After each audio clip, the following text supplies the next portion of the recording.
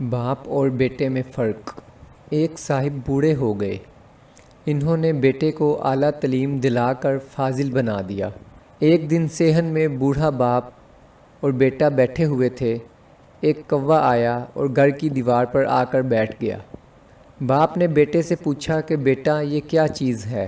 بیٹے نے کہا کہ ابو جان یہ کوا ہے۔ تھوڑی دیر کے بعد پھر پوچھا کہ بیٹا یہ کیا چیز ہے؟ اس نے کہا کہ ابو جان یہ کوا ہے۔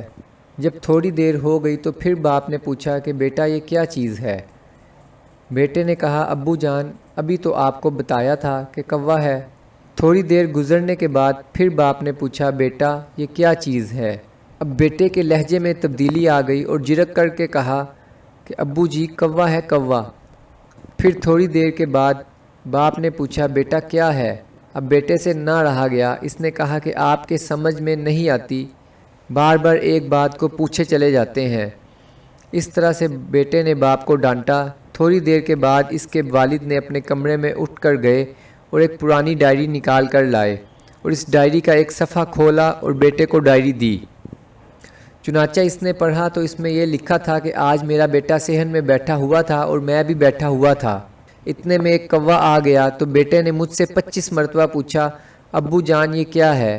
تو میں نے اس کو 25 مرتبہ جواب دیا کہ بیٹا یہ کوا ہے۔ اس کے پڑھنے کے بعد باپ نے بیٹے سے کہا بیٹا دیکھو باپ اور بیٹے میں یہ فرق ہے۔